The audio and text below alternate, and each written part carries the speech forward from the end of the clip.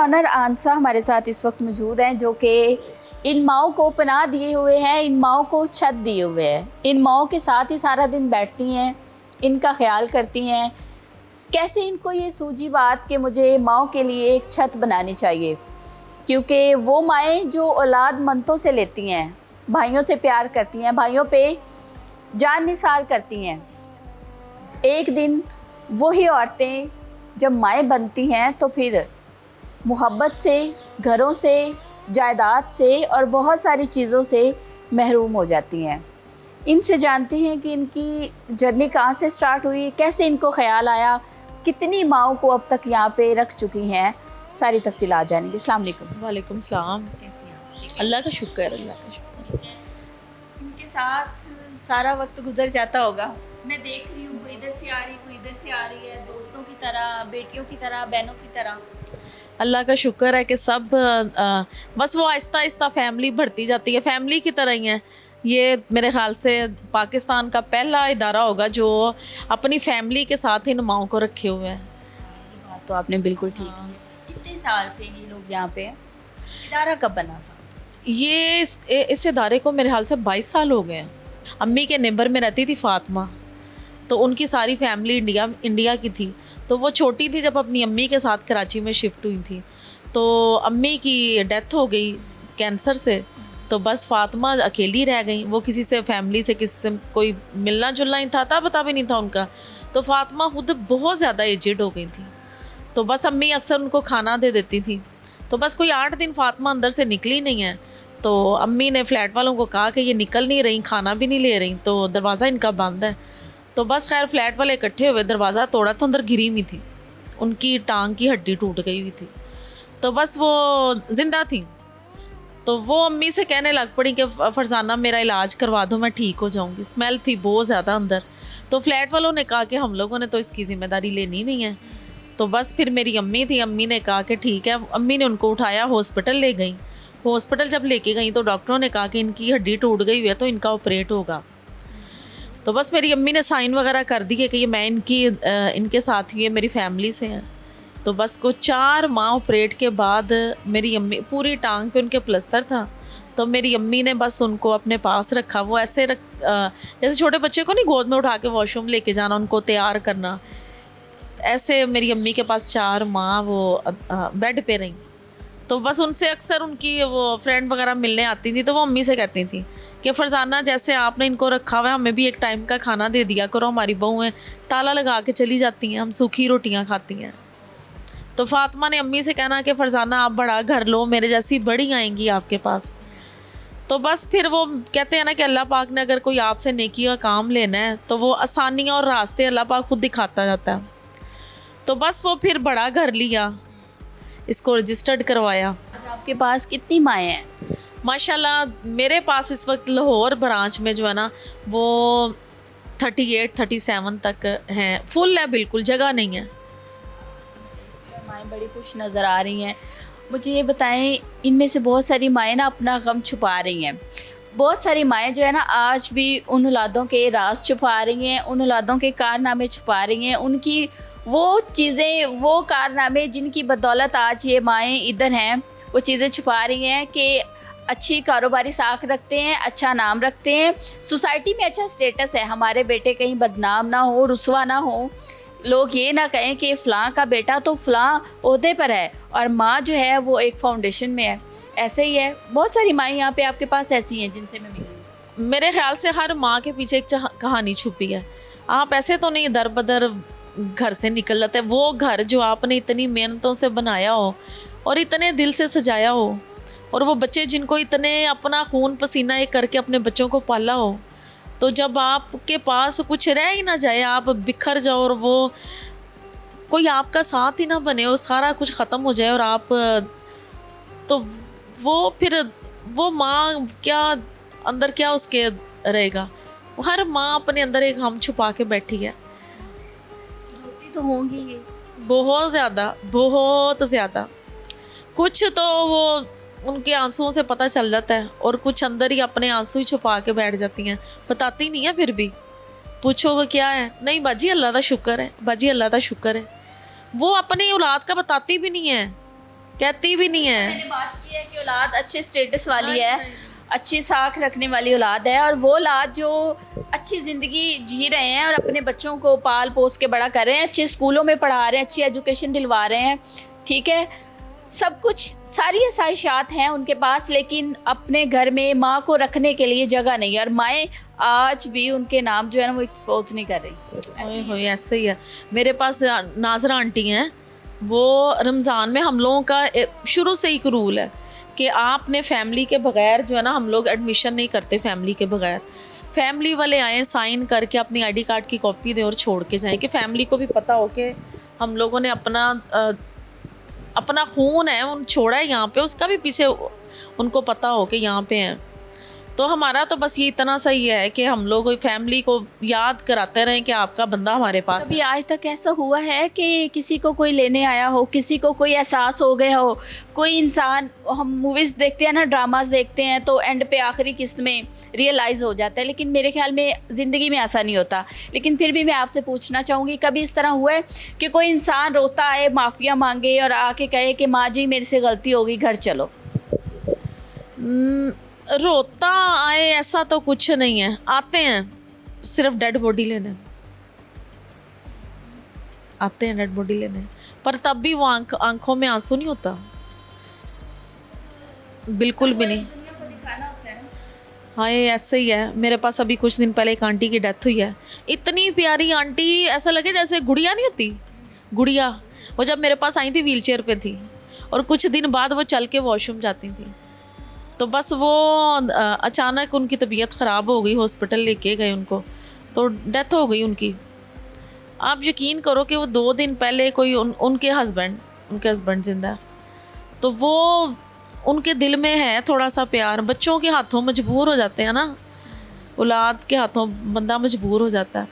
तो वो मिलने आए, साथ उनकी बहू भी थी, उनका बेटा भी था। तो वो मेरी मेड ने कहा कि आंटी की तबीयत बहुत ज़्यादा ख़राब हुई है। तो आगे से उनकी बहू बोली कि उन्हों की उम्र हुण इहो जी है ना। ये नहीं कहा कि साथ ले जाते हैं या कोई मेडिकेशन करवाते नहीं, हैं? तो बस आंटी की डेथ हो गई तो वो डेड बॉडी लेने आ गए, बस इतना ही था। इन माओ को वो रिश्ते छोड़ने आते होंगे जिनकी उंगली पकड़ के उनको चलना सिखाती है ना। जब छोटा बच्चा होता है, न्यू बॉर्न बेबी होता है, तो उसके बाद 1 साल तक जो है माँ का ख्याल रखती है, फिर साइड चेंज करता है, इधर उधर गिर ना जाए, साथ तकिए रखती है, साथ काम वाम करती है। फिर एक वक्त आता है कि उसे हाथ पकड़ के चलना सिखाती है। फिर वही बेटा जवान होके माँ को किसी फाउंडेशन में हाथ पकड़ के छोड़ने आए, ऐसा भी होता है। हाय, सबसे पहले तो वो माँ ने इतनी मन्नतों से औलाद को लिया होता है। आते हैं छोड़ने, बच्चे ही आते हैं, हमें बताता ही नहीं है कि अम्मी है या कुछ दिन बाद पता चलता है कि बाजी आप मेरी बेटी से मिली थी, आप मेरे बेटे से मिले थे। बच्चे ही छोड़ के जाते हैं और बताते नहीं है कि अम्मी है, हमारे जानने वाली हैं कोई। तो हम लोग भी ज़्यादा नहीं पूछते कि देखें घर से निकाल दिया है तो इससे आगे क्या है, क्या पूछना इससे आगे उनसे। सुबह ईद है तो इनमें से कोई ऐसी माँ जो बहुत तंग कर रही हो, तंग करती भी होंगी घर जाने के लिए या नहीं? मैं तो अक्सर कहती हूँ मेरा बस चले ना, मैं कभी ईद ना बताऊँ, कभी मदर डे ना बताऊँ कि ईद है। ईद ऐसा ही है, बहुत ज़्यादा मुश्किल होता है। ईद तो अपनों के साथ होती है ना, खुशियाँ अपनों के साथ होती हैं। तो वो अपनी ईद कौन सी ईद है? ईद क्या है? ईद तो खुशियों का नाम है ना। तो बस हमारे से जितनी कोशिश हो सकती है हम लोग,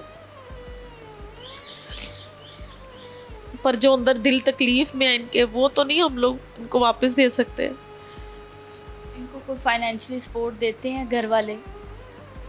घर वालों ने घर से ही निकाल दिया तो उन्होंने क्या करना है इनके साथ? क्या घर में जगह नहीं तो उनके पास पैसा या बाकी अखराजात वो क्यों उठाएंगे? कुछ नहीं, मैं तो कहती हूँ कि बस मिलने ही आ जाए ना। एक दफ़ा कह दे, जैसे सुबह ईद है तो आ जाए, एक दफ़ा कह दे अम्मी अम्मी मैं तन घर लेके जाना है, या अपनी माँ को गले लगा लें। हाय कोई नहीं आता, पूछती हैं बाजी फ़ोन आया करो, ना फ़ोन आता है ना कोई मिलने आता है।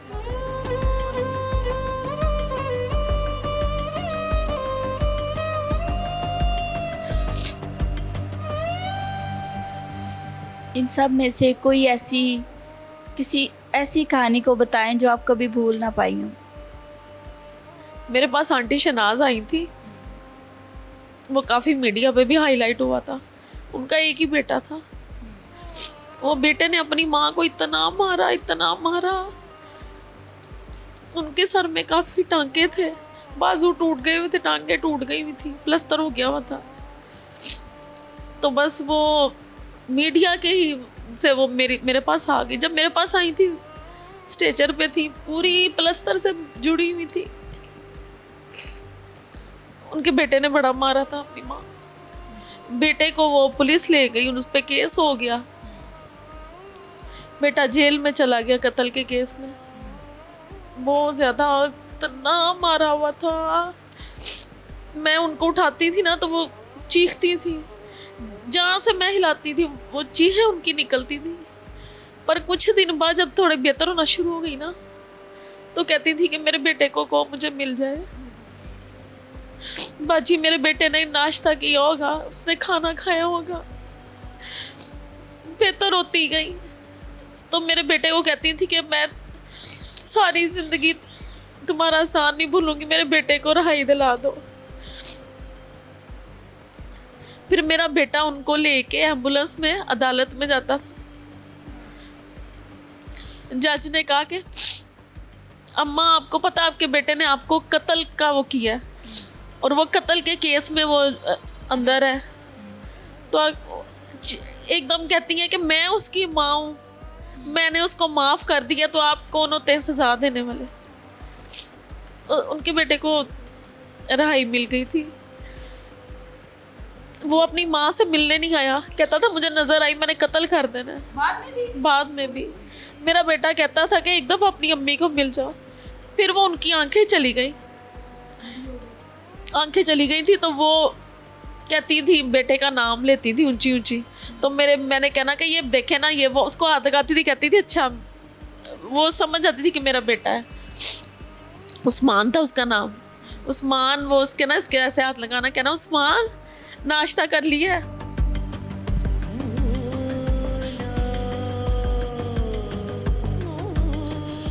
मेरे बेटे ने उसको कहना कि यार तुम एक दफ़ा आके अपनी माँ को तो देख जाओ, वो उस औरत ने तुम्हें कहाँ से कहाँ तक पहुँचा दिया है, तुमने उसको मार भी दिया, पाहज कर दिया है। तो कहता था मुझे नज़र आई मैंने गोली मार देनी है अपनी माँ को। वो बकरा ईद वाले दिन उनकी डेथ हुई थी। उनकी फैमिली को फ़ोन किया कि आंटी की डेथ हो गई है, आप ले जाएं। तो वो कहते हैं कि ईद है, हम लोग कुर्बानी कर लें तो शाम को ले जाएंगे, ऐसे हमारी ईद ख़राब हो जाएगी।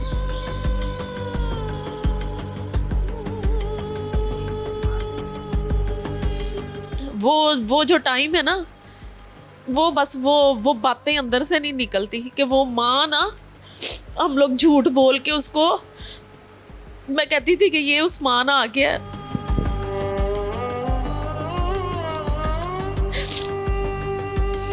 ईद पे इन सारी माओं में से किसी की कोई फैमिली लेने आई, कोई माँ जाएगी ईद करने?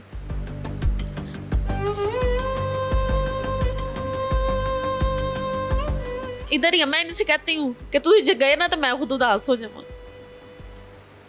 नहीं, वो खुद भी कहती है कि बाजी सानू भेजना ही ना, असी इत्थे बहुत खुश है। अल्लाह का शुक्र है, इतनी दुआएं हैं, इतनी जन्नतें हैं।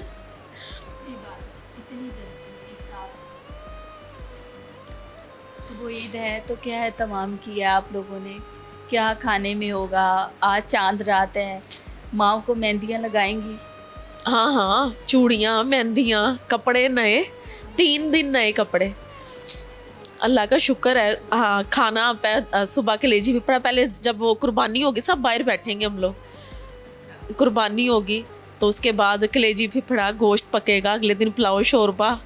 अल्लाह का शुक्र है, बिल्कुल घर जैसा ही है कि सब इनकी मर्ज़ी से जो इनको अच्छा लगता है इनसे पूछ के चलना।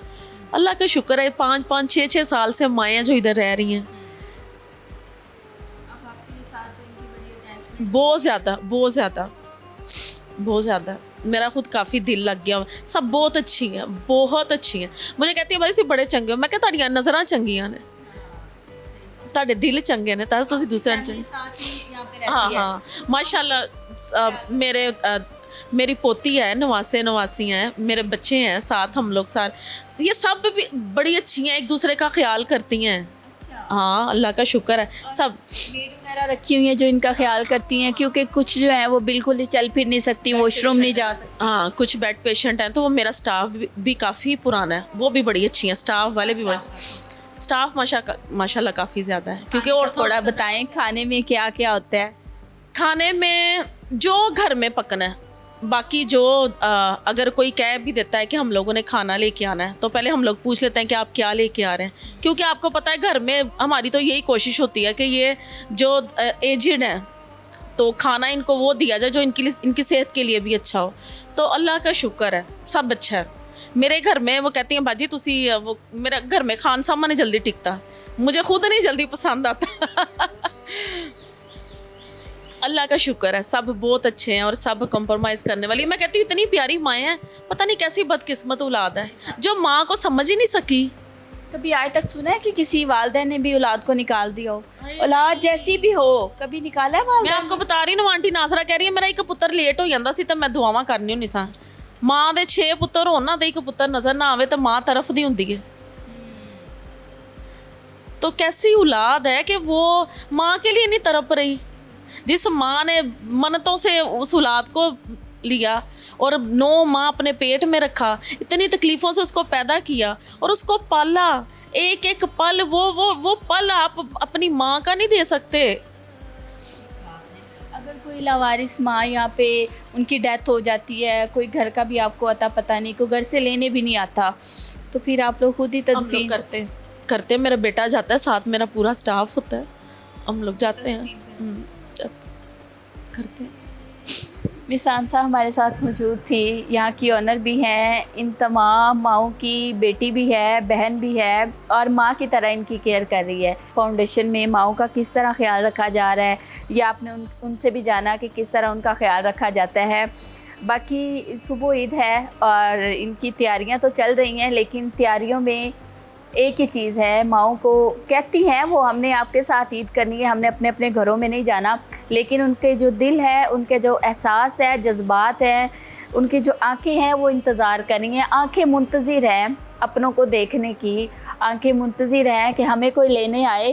कहते हैं ना कि ईद तो अपनों में होती है, परदेसी भी घर वापस लौट आते हैं, लेकिन ये माएँ ऐसी हैं जो अपने घर से ऐसी निकली हैं कि आज भी इस फाउंडेशन में हैं, को कोई लेने नहीं आया। यहाँ पे ऐसी कोई माँ नहीं जिसके घर में बहन भाई, जिसकी औलाद ना हो या जिसकी फैमिली ना हो, सबकी फैमिलीज़ हैं, हंसते बसते घराने हैं, आला ओहदों पर फाइज इनके बच्चे हैं, लेकिन उनके घरों में इन माँओं के लिए कोई जगह नहीं है।